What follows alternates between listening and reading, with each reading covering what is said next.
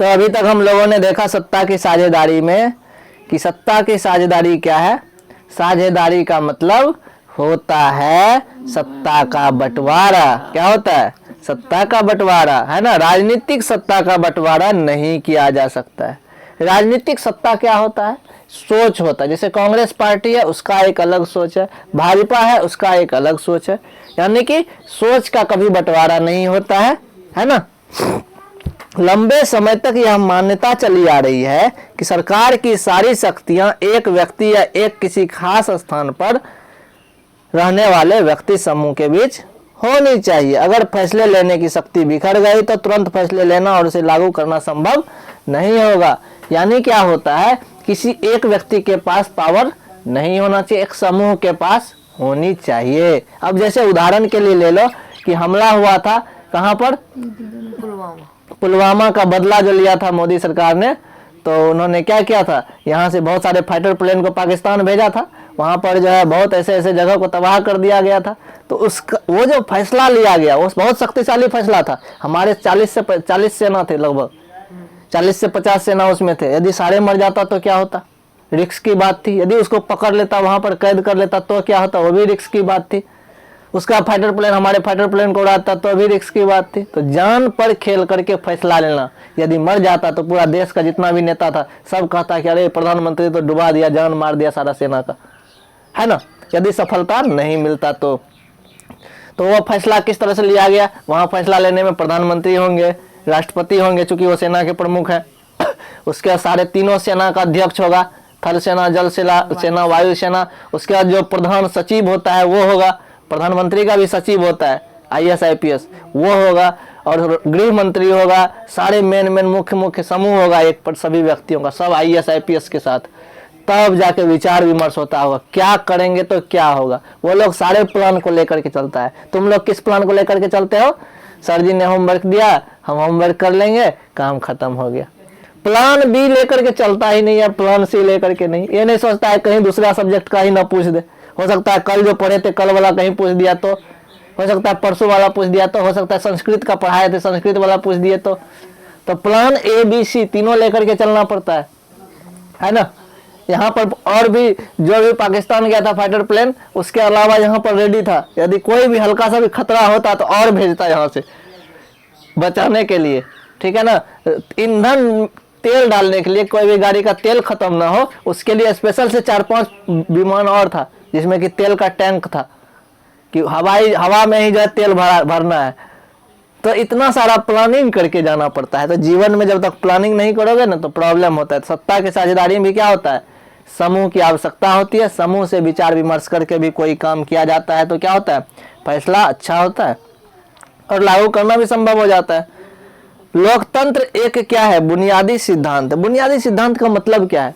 एक जरूरी सिद्धांत है, आवश्यक सिद्धांत है, आवश्यक नियम है। इसमें लोग और इसमें सारी शक्ति किसके पास रहती है? जनता ही सारी राजनीति की शक्ति है कि नहीं जनता? यदि जो सरकार है हमारे राज्य में, हमारे देश में, यदि काम ना करे और जनता का मर्जी हो जाए कि हम इसको वोट नहीं करेंगे, हम किसी नए आदमी को लाएंगे, तो जनता क्या कर सकता है? ला सकता है, क्योंकि उसके पास ताकत है। इसमें लोग स्वशासन की संस्थाओं के माध्यम से अपना शासन चलाते हैं। लोग क्या करते हैं? स्वशासन, हमारा शासन है ना, जनता जनार्दन होते हैं।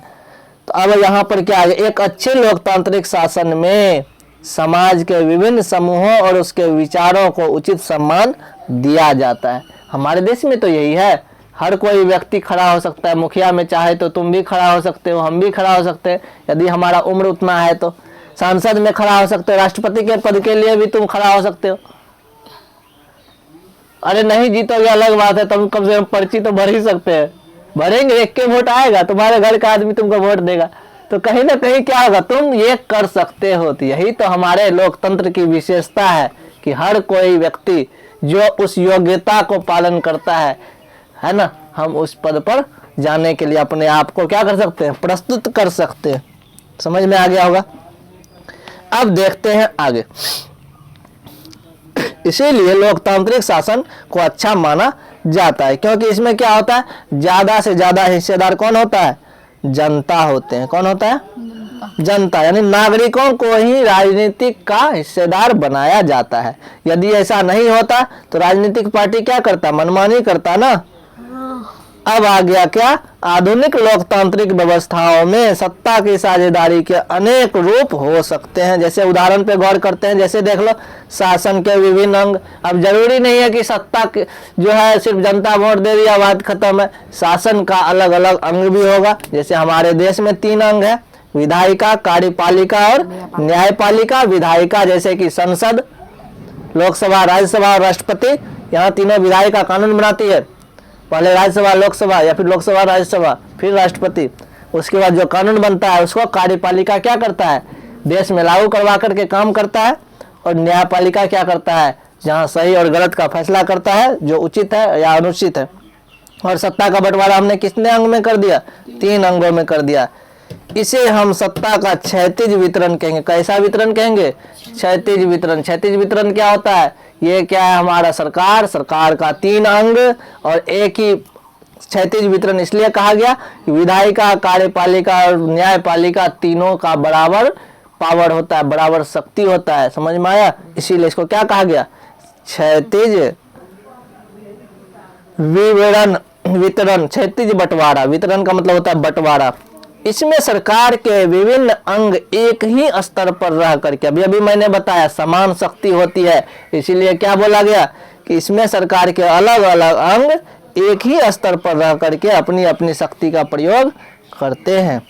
और ऐसे बंटवारे से यह सुनिश्चित हो जाता है कि कोई भी एक अंग सत्ता का असीमित उपयोग नहीं कर सकता। इसका मतलब क्या हो गया, विधायिका भी ऐसा कोई शक्ति का प्रयोग नहीं करेगा जरूरत से ज्यादा। कार्यपालिका भी शक्ति फिक्स है, न्यायपालिका का भी शक्ति फिक्स है। सबका शक्ति क्या है, एक सीमित है, तो अपने शक्ति से बढ़ के कोई काम नहीं कर सकता है। हर अंग दूसरे पर अंकुश रखता है। हर अंग क्या करता है, एक दूसरे पर अंकुश रखता है। कार्यपालिका न्यायपालिका पर भी इसके पास पावर है, संसद है, विधायिका कानून बना के कर सकता है। न्यायपालिका कार्यपालिका पर भी अंकुश लगा सकता है, कंट्रोल कर सकता है ना। कोई कानून बनाई सरकार, कार्यपालिका विधायिका में जाकर के, वहां पर क्या करेगा, न्यायपालिका को लगता है नहीं ये कानून सही नहीं है तो वो तुरंत रोक लगा देगा और रोक लग जाएगा। तो यानी क्या करता है, हर ये जो तीनों क्षैतिज वाला सिस्टम है, विधायिका, कार्यपालिका, न्यायपालिका, ये एक दूसरे पर अंकुश यानी कि कंट्रोल भी रखता है। इससे विभिन्न संस्थाओं के बीच सत्ता का संतुलन बना रहता है। लोकतांत्रिक संस्थाओं के बारे में हम लोग 9वीं कक्षा में पढ़ते हुए हमने देखा था कि हमारे देश में कार्यपालिका सत्ता का उपयोग करती है, सही बात है, जिसके प्रमुख प्रधानमंत्री होते हैं, कार्यपालिका के प्रमुख, और यह संसद के अधीन कार्य करती है। न्यायपालिका की नियुक्ति कार्यपालिका ही करती है, पर न्यायपालिका ही कार्यपालिका पर विधायिका द्वारा बनाए गए कानून पर अंकुश रखती। देखो, न्यायपालिका यानी कि जो सुप्रीम कोर्ट के जज होते हैं ना, उसकी नियुक्ति किसके द्वारा करता है, यह कार्यपालिका ही करती है। लेकिन कार्यपालिका के कामों पर अंकुश, कंट्रोल कौन रखता है, कार्यपालिका विधायिका दोनों पर न्यायपालिका अपना कंट्रोल रखता है। समझ में आ गया। इस व्यवस्था को हम लोग बोलते हैं नियंत्रण और संतुलन दोनों होना चाहिए। ऐसा नहीं कि ज्यादा नियंत्रण कर ले, अपने वश में कर ले, पूरा देश पर कब्जा कर ले, ऐसा भी नहीं है। तो संतुलन है, नियंत्रण है लेकिन संतुलन के साथ। तो इसी को बोल सकते हैं हम लोग नियंत्रण और संतुलन की व्यवस्था। सरकार के बीच विभिन्न स्तरों पर सत्ता का बंटवारा है ना, हम लोगों ने बंटवारा किया है सरकार का। एक तो पूरे देश की सरकार, फिर राज्यों की सरकार, फिर अलग अलग क्षेत्र की सरकार, जिला स्तर पर सरकार, ब्लॉक स्तर, ग्राम स्तर पर सरकार को हम लोग बांटे हैं। यहाँ तक समझ में आ गया है ना। राज्य स्तर पर जो सरकार को बांटे हैं उसको राज्य सरकार कहते हैं। देश स्तर पर जो सरकार को बांटे हैं वो केंद्रीय सरकार हो गया। समझ में आया। जिन देशों में ऐसी व्यवस्था है, संविधान में इस बात का उल्लेख है कि केंद्र सरकारों के और राज्य सरकारों के बीच सत्ता का बंटवारा किस तरह से होगा। हम लोगों के संविधान में ये है कि हमारे तरफ जो है 3 सूची है, केंद्र सूची, राज्य सूची और समवर्ती सूची। कुछ कानून केंद्र सरकार बनाएगी, कुछ कानून राज्य सरकार बनाएगी, कुछ कानून दोनों साथ मिलकर बनाएगी। लेकिन बेल्जियम में यह काम तो हुआ, बेल्जियम में तो समझौता हो गया था, पर श्रीलंका में नहीं हुआ। राज्य सरकारें निचले स्तर पर सरकार के लिए ऐसी व्यवस्था हो सकती है। नगर पालिका पंचायतें ऐसी इकाइयां हैं। उच्चतर निम्नतर स्तर पर सत्ता का बंटवारा वितरण ऊर्ध्वाधर वितरण कहलाता है। समझ में आया? हम लोगों ने क्या पढ़ा? क्षैतिज वितरण। क्षैतिज वितरण क्या था? कार्यपालिका, विधायिका और न्यायपालिका तीनों एक ही लाइन में आ रहा था। ये क्या हो गया? दोनों के पास, सबके पास शक्ति समान थी, तो ये क्या कहलाया? क्षैतिज वितरण। ऊर्ध्वाधर वितरण यानी लंबवत वितरण यानी परपेंडिकुलर वितरण क्या होता है भैया? तो हमने पढ़ा है, कई बार कॉपी में भी बताया था। सबसे निचला स्तर पे ग्राम पंचायत, उससे ऊपर ब्लॉक प्रखंड लेवल पे, उससे ऊपर अनुमंडल लेवल पे, उससे ऊपर जिला लेवल पे, उससे ऊपर प्रमंडल लेवल पे कमिश्नरी प्रमंडल, उससे ऊपर राज्य स्तर पर, उससे ऊपर केंद्र स्तर पर। तो ये क्या हो रहा है? वर्टिकल हो रहा है। हम लोग ऐसे ही दिखाते हैं ना, तो इसी को बोलते हैं हम लोग ऊर्ध्वाधर वितरण।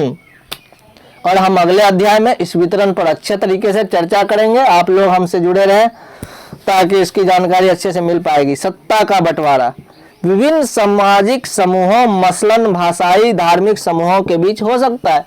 यह भी बात सही है। सत्ता का बंटवारा कहाँ कहाँ हो सकता है? सामाजिक समूह में हो सकता है, मसलन भाषाई में भी, भाषा के आधार पर भी, धार्मिक समूहों के बीच भी, हिंदू मुस्लिम सिख ईसाई इसमें भी बांट सकते हैं सत्ता को।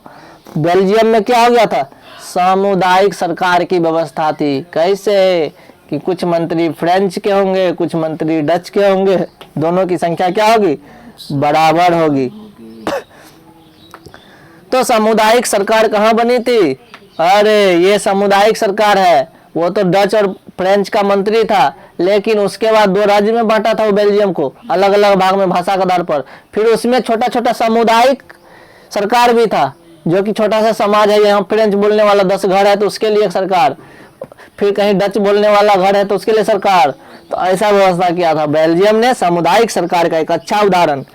कुछ देशों के संविधान और कानून में इस बात का प्रावधान है। प्रावधान का मतलब ऐसा नियम बनाया गया है कि सामाजिक रूप से कमजोर समुदाय और महिलाओं को विधायिका और प्रशासन में हिस्सेदारी दी जाए। जैसे हमारे ही देश में देख लो, भारत सरकार ने 33% आरक्षण दिया है कि संसद में जो महिलाएं जाएंगी 33%, उससे ज्यादा भी जा सकती है, लेकिन 33% सीट आरक्षित कर दिया है ना। जॉब में देख लो, जैसे कि बिहार में 50%, किसी विद्यालय में यदि शिक्षक है तो सोचो जितने पुरुष हैं उतने महिला के लिए सीट खाली है। समझ रहे? ये भी ध्यान में देना। किसी विद्यालय में पुरुष शिक्षक का जितना सीट है उतना ही रहेगा, आधा सीट महिला का रहता है खाली।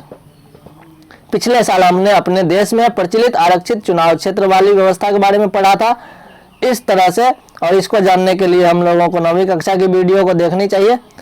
इस तरह से व्यवस्था और विधायिका प्रशासनों को अलग अलग सामाजिक समूहों को हिस्सेदारी देने के लिए की जाती है, ताकि लोग इस शासन से अलग न समझे, है ना। हमने लोगों को क्या कर दिया? हिस्सेदारी लेने के लिए कहा। जैसे मान के चलो हमारे गांव में क्या होता है, महीना महीना में ग्राम सभा होता है, ताकि लोगों को लगता है कि हमसे मुखिया जुड़ा हुआ है। मुखिया सबका भी मीटिंग होता है, मुखिया भी सोचता है कि हमसे कोई और सरकार जुड़ी हुई है। वहाँ प्रमुख के सामने प्रमुख सब जो है जिला में मीटिंग करता है। हर कोई एक दूसरे से जुड़ा हुआ है, तो लोगों को ऐसा नहीं लगता है कि हम इससे भिन्न है, हम इससे अलग है ना। तुम्हारे पापा है, टीवी आकर के देखते हैं न्यूज, कोरोना वायरस, मोदी ने क्या भाषण दिया। ऐसा क्यों होता है? क्योंकि वो भी सत्ता से जुड़ा हुआ है, उसको भी लगता है कि ये हमारा देश है और इसके हित की बात हो रही है, इसको कैसे बचाया जाए। तो ये चीजें समझ में आ गया। अल्पसंख्यक समुदाय को भी इसी तरीके से सत्ता में उचित हिस्सेदारी दी जा रही है। अल्पसंख्यक समुदाय यानी मुस्लिम समुदाय को, उसको भी शासन में आने का योग दिया जा रहा है, मौका है कि नहीं? आता ही है। भागीदारी देने के अलग अलग तरीकों पर इकाई 2 में चर्चा करेंगे, किसको किसको मौका दिया जाता है, कैसे कैसे। सत्ता के बंटवारे का एक रूप हम लोग विभिन्न प्रकार के दबाव समूह और आंदोलनों के द्वारा शासन को प्रभावित और नियंत्रित करने के तरीके में लक्ष्य कर सकते हैं। सत्ता का बंटवारा मान के चलो कि अब बोला क्या, अन्ना हजारे का नाम सुना होगा, ठीक है, अरविंद केजरीवाल का नाम सुना होगा, किरण बेदी का नाम सुना होगा। ये सब आंदोलन करने आया था कुछ साल पहले। ये लोग बोला भाई चलो सब पकड़ा जाएगा जो गलती करेगा देश में, ठीक है। राष्ट्रपति प्रधानमंत्री गलती करेगा तो उसको कौन पकड़ेगा, जज गलती कर दिया तो उसको कौन पकड़ेगा, ठीक है। भाई वो भी तो गलती कर सकता है, वो भी तो कुछ चोरी डकैती कर सकता है। राष्ट्रपति यदि राष्ट्रपति के पद पर है, उन्होंने गलती कर दिया है तो उसको हम हटा नहीं सकते, पति जेल नहीं ले जा सकते। तो ऐसा है तो फिर क्या हो जाएगा? तो उसके लिए क्या होना चाहिए? तो उसके लिए बोला कि जो है लोकपाल होना चाहिए। क्या होना चाहिए? लोकपाल नामक एक संस्था होनी चाहिए जिस पर किसी का कंट्रोल ना हो, ठीक है। और वह राष्ट्रपति पर भी कार्रवाई कर सकता है, प्रधानमंत्री पर भी कर सकता है, हर एक व्यक्ति पर कर सकता है, ठीक है। तब फिर प्रॉब्लम क्या आया भैया? जब लोकपाल ही बेईमान निकल जाए तब हो सकता है ना। तो कहीं ना कहीं ये क्या है? ये एक तरह का दबाव समूह, आंदोलन के द्वारा भी हम सत्ता को प्रभावित करते हैं। और वो आंदोलन का परिणाम क्या हुआ? लोकपाल लाया गया, लोकपाल बना, है ना। भले उसके पावर को थोड़ा बहुत कम ज्यादा किया गया, अलग बात है, ठीक है। लेकिन ये चीजें आंदोलनों द्वारा हो सकता है ना। अभी प्रधानमंत्री गलती नहीं भी क्या हो, लोकपाल जबरदस्ती जब सबूत ला करके दे दे उसको फंसाने के चक्कर में और प्रधानमंत्री को हटा दे, ऐसा भी हो सकता है, कुछ भी हो सकता है। तो कहीं ना कहीं जो था लोकतंत्र में लोगों के सामने सत्ता के दावेदार के रूप में चुनाव का विकल्प जरूर रहना चाहिए। किस चीज का विकल्प? चुनाव। एक ही विकल्प है, चुनाव। दिल्ली जम्मू कश्मीर का ले लो, वहां पे कौन? पीडीपी, वहां पे कौन? नेशनल कॉन्फ्रेंस, वहां पर कौन? BJP, 3 party. हल्ला कौन करता था? हुर्रियत कॉन्फ्रेंस, कौन? हुर्रियत वाला नेता सब कहता था जम्मू कश्मीर को आजाद करो, जम्मू कश्मीर को आजाद करो, हम लोगों के पक्ष में यहाँ का आदमी। और उसको कहता था बीजेपी की भैया चुनाव लड़ो, वो कहता था हम चुनाव नहीं लड़ेंगे, तुम ऐसे वोटिंग करवाओ। अब कौन गधा है, वोटिंग कैसे करवाएगा? देखा तुम लोग, सचिव का चुनाव हो रहा था, ये ऐसे वोटिंग करवाने का कितना मजा आता है।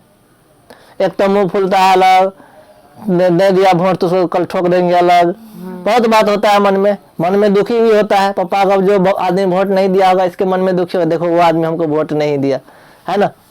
मेरे यहाँ जो बच्चा आ रहा था उसके गार्जियन नहीं दिए वोट, तो उसके कारण भी मन में दुखी। तो बहुत सारी बातें होती है। तो सीधा उपाय चुनाव करवाओ। थोड़ी तो कॉन्फ्रेंस वाला कहता है कि नहीं, अब क्या कहेगा, अब तो जम्मू कश्मीर गया उसका, ठीक है। कहता था क्या कि वोटिंग करवाओ, उसको कहता था बीजेपी सरकार कि आप चुनाव में लड़िए, जम्मू कश्मीर का आदमी यदि आपको सपोर्ट करता है तो वोट देगा ना, आप चुनाव में आके सरकार में आ जाइए। वहां का कानून तो अपने बनता था पहले, खुद ब खुद जो मर्जी सो कर सकते थे, लेकिन वह आना नहीं चाहता था। इसका मतलब क्या हो, कहीं ना कहीं वह तोड़ना चाह रहा था हर चीज को।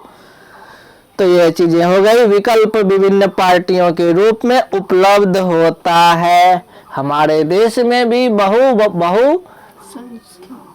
ओए क्या है, पार्टियों की संख्या बहुत ज्यादा है, उसको कुछ बोलते हैं, जो भी हो आगे बताएंगे। पार्टी सत्ता के लिए आपस में प्रतिस्पर्धा करती है। 10 पार्टी होगी, कुछ अच्छे होंगे, कुछ बुरे होंगे, अच्छे इंसान बुरे इंसान। भले हम लोग जानते हैं आजकल जो बाहुबलियों का ज्यादा पावर है, जो 10 मर्डर किया हुआ है, ठीक है, जिसपे 50 केस है, उन लोगों को टिकट पहले मिल जाता है। ये होती है हमारे सोसाइटी में, हमारे राजनीतिक पार्टियों के द्वारा। पार्टियां एक दूसरे में प्रतिस्पर्धा करती है और यह सुनिश्चित करती है कि सत्ता एक व्यक्ति के हाथ में नहीं रहेगा। हमारे सांसद साहब थे पप्पू सिंह, ठीक है ना, उन्होंने लोगों से कनेक्टिविटी बना के नहीं रखी, गांव-गांव नहीं घुमा, चुनाव में आता था वोट लेने, बात खत्म है। उसको हर जगह जाना चाहिए। संसद जब बना था तब प्रत्येक पंचायत का एक लिस्ट बना लो, पूरा पूर्णिया जिला में जितने पंचायत है, संसद जो भी हो, चाहे वर्तमान का संसद हो या पुराना हो, उसको क्या करना चाहिए, जीतने के बाद प्रत्येक पंचायत में समय देना चाहिए, है ना, क्या प्रॉब्लम है क्या नहीं है। उससे भी नहीं होता है, ज्यादा एडवांस पूरे बनमनखी प्रखंड में 27 पंचायत है, 27 पंचायत का लिस्ट बनाए, प्रत्येक वार्ड जाए घूमने, है ना, या फिर लिस्ट बना ले। 5 साल का समय है ना, 5 साल में 5 या 1500 दिन है, 1500 दिन है तो आराम से एक पंचायत एक दिन में घूम सकता है। और घूमेगा तो 1500 कितना पंचायत है पता कर लेंगे हम लोग। तो वही चीज है। तो इससे क्या होगा, व्यक्ति से जुड़ाव रहता है, नहीं तो ऑटोमेटिक हटना है सत्ता से, कोई और आएगा। एक बड़ी समय अवधि पर गौर करें तो पाएंगे कि सत्ता बारी बारी से अलग अलग विचारधारा, अलग अलग सामाजिक समूह और पार्टियों के हाथ में आती रहती है। सोचने वाली बात है, एक समय बीजेपी को मात्र 2 सीट आया था पूरे भारत में, सिर्फ और सिर्फ 2 सीट। आज बीजेपी के पास 351 सीट है। तो यही समय का फेर है। एक समय था कांग्रेस कभी जो हारता ही नहीं था, सब दिन कांग्रेस का सरकार 70 साल से। कांग्रेस को आया कितना सीट, 49 सीट, 47 सीट। तो क्या हुआ, तो परिवर्तन तो आते रहता है ना। यूपी में हमेशा कांग्रेस जीतती थी, समाजवादी पार्टी, अखिलेश यादव, मुलायम सिंह यादव वो मुख्यमंत्री बनता था। इस बार कौन बन गया, बीजेपी का योगी आदित्यनाथ बाबा। तो वो जो बने तो कहीं ना कहीं क्या हुआ, सत्ता में तो यही परिवर्तन आता है, दो पार्टियां मिलकर चुनाव लड़ती है और गठबंधन का भी सरकार बनाती है। जैसे बिहार में देख लो, लालू और नीतीश मिल गया था, चुनाव लड़ा, जीत गया, जीतने के बाद मुख्यमंत्री भी बना, नीतीश कुमार का नहीं चला तो नीतीश कुमार पार्टी छोड़ दिया, फिर बीजेपी में मिल गया तो गठबंधन का सरकार है ना। तो ये चीजें लोकतंत्र में हम व्यापारी, उद्योगपति, किसान, औद्योगिक मजदूर जैसे हित के सक्रिय देखते हैं। सही बात है ना। लोकतंत्र में क्या देखते हैं हम लोग, व्यापारी के बारे में सोचते हैं, व्यापार कैसे होगा, क्योंकि व्यापार यदि होगा सरकार को इनकम आएगी। उद्योगपति के बारे में सोचते हैं, बड़ा बड़ा बिजनेस खड़ा होगा तो लोग काम करेगा, तो लोग काम करेगा तो लोगों के पास पैसा आएगा, पैसा मूव करेगा बाजार में।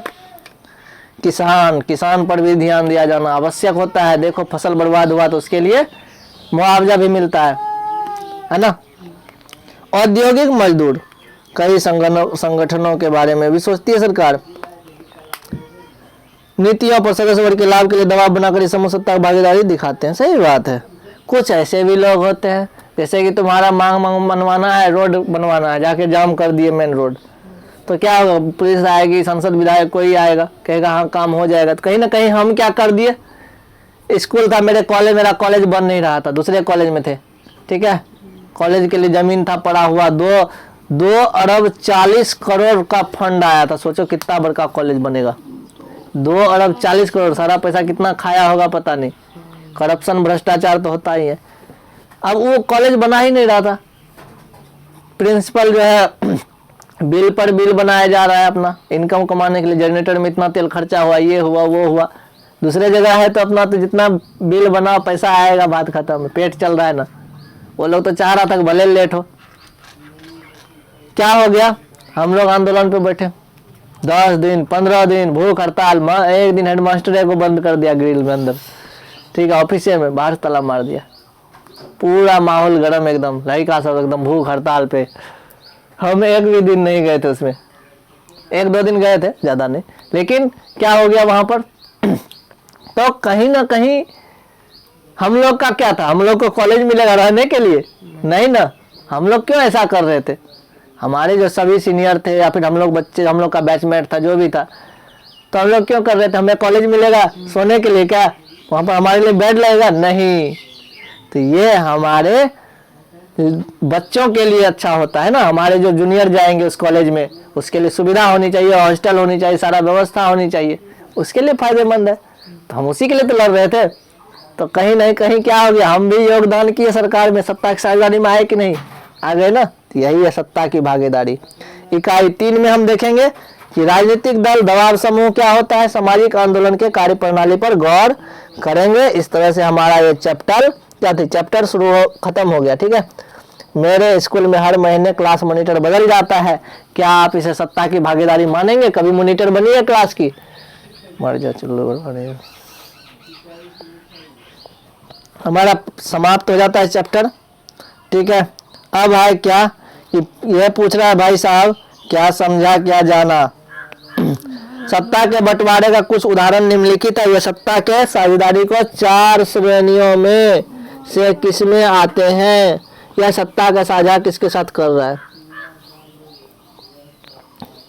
अब देख लो, बंबई उच्च न्यायालय ने महाराष्ट्र सरकार को आदेश दिया कि वह तत्काल कार्रवाई करे कि मुंबई के 7 अनाथालय के लिए 2000 बच्चों का रखरखाव में सुधार करे। देखो, उच्च न्यायालय, न्यायपालिका, महाराष्ट्र सरकार को आदेश दिया, यानी कि कार्यपालिका को आदेश दिया कि मुंबई में जो अनाथालय है, 4 अनाथालय 7 अनाथालय, उसमें 2000 बच्चों को रखने के लिए सुविधा नहीं है, उस सुविधा को बढ़ाइए, आदेश दिया। तो कार्यपालिका आ गया, सत्ता की साझेदारी में 2 आदमी इसमें आया ना, कार्यपालिका और न्यायपालिका। दूसरा है कनाडा के ओंटारियो प्रांत की सरकार ने वहां के मूलवासी समुदाय के लिए जमीन के दावों का निपटारा करने पर सहमति दे दी। स्थानीय मामलों के लिए जवाबदेही मंत्री ने घोषणा की कि सरकार मूल समुदाय के लिए पारस्परिक सम्मान और सहयोग की भावना से काम करेगी। तो कनाडा में क्या हो गया, वहां का जो मूल निवासी था जिसके पास जमीन नहीं था, सरकार उसको जमीन उपलब्ध करवाएगी, है ना। होता है ना, भूमिहीन को जमीन दिलवाना। रूस में दो पार्टी, एक यूनियन ऑन राइट फोर्सेस, दूसरा लिबरल याब्लोको मूवमेंट ने एक मजबूत दक्षिणपंथी गठबंधन बनाने के लिए अपने संगठनों के विलय का फैसला किया।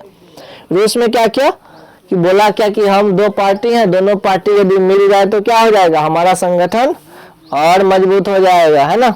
हम लोगों ने बताया था कभी कभी बहुत दिन पहले कि द्वितीय विश्व युद्ध हुआ था तो चीन को जो है जापान जो है अंदर घुस के पीटा था, ठीक है। और जब पीटा था तो चीन जो है अपने में लड़ रहा था तभी दो पार्टी, और वो दोनों पार्टी क्या हो गया, आपस में मिल गया, है ना, जो कि अभी एक ही पार्टी वहां है।